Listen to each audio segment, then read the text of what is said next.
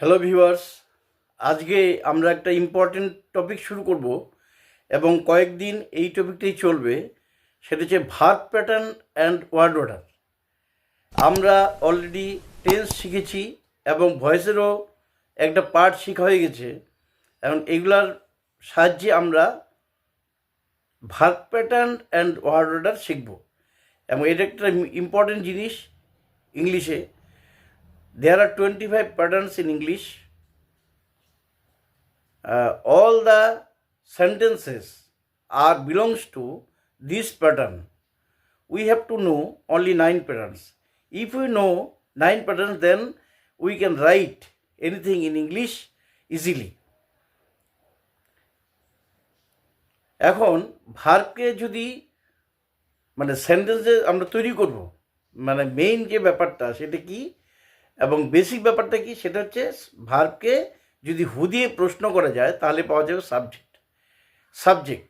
ভার্বকে what দিয়ে প্রশ্ন করলে ডাইরেক্ট অবজেক্ট, ভার্বকে হুম দিয়ে প্রশ্ন করলে ইনডাইরেক্ট অবজেক্ট, হোয়ার দিয়ে প্রশ্ন করলে প্লেস, হাউ দিয়ে প্রশ্ন করলে ম্যানার, আর হোয়েন দিয়ে প্রশ্ন করলে টাইম। সাধারণত সাবজেক্ট ভার্ব অবজেক্ট বসবে, তারপর হচ্ছে প্লেস, ম্যানার, টাইম। আমি যে ছকটাতে এটা দেখানো আছে সেটা আমি আজকেই ডেসক্রিপশন বক্সে দিয়ে দেবো, তোমরা অবশ্যই দেখে নিবে। তো আজকে আমরা ইন ব্রিফ 9টি প্যাটার্ন আলোচনা করব। ফার্স্ট প্যাটার্নটা হচ্ছে subject verb to be noun. যেমন নিনা ইজ এ নার্স, এটা হচ্ছে নিনা হচ্ছে সাবজেক্ট, ইজ হচ্ছে ভার্ব টু বি, আর নার্স হচ্ছে নাউন।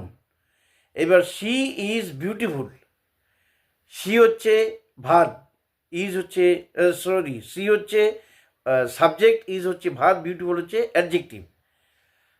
এবার আই এম হিয়ার, আমি এখানে আছি, আই এম হিয়ার, আইটা সাবজেক্ট, এম হচ্ছে ভার্ব টু বি, আর হিয়ারটা হচ্ছে অ্যাডভার্ব। এবার দেয়ার যোগ ভার্ব টু বি যোগ হচ্ছে subject. There is a book on the table, যে সমস্ত সেন্টেন্সে সাবজেক্ট খুঁজে পাওয়া যায় না তাদের দেয়ার দিয়ে শুরু করতে হয়।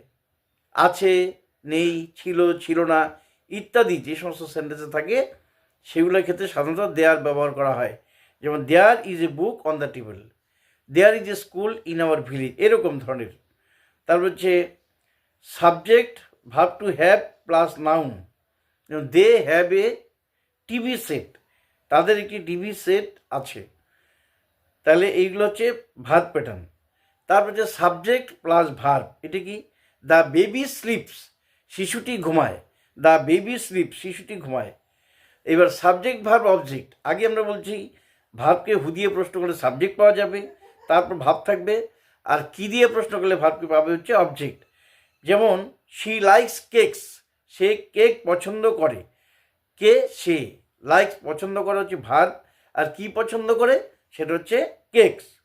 এবার subject verb plus double object, যেমন he gave her a present, সে তাকে একটি উপহার দিয়েছিল।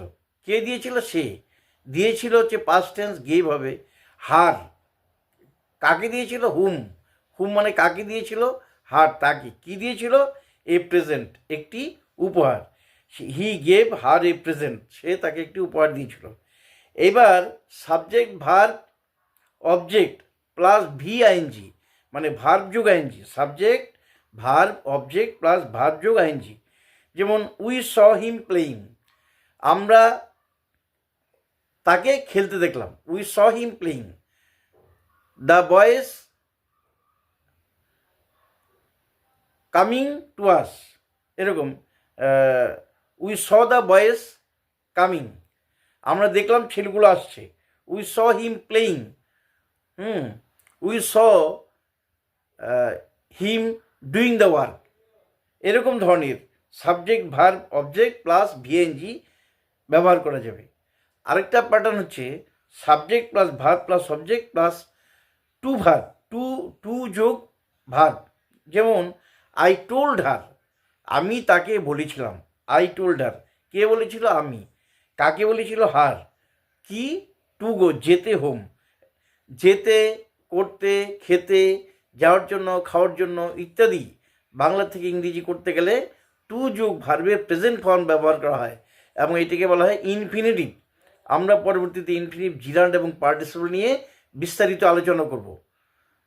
তাহলে এই জিনিসগুলো দেখবে, আমরা আগামীকালকের থেকে আরও ভার্ব প্যাটার্নগুলো দিতে থাকব। Thank you.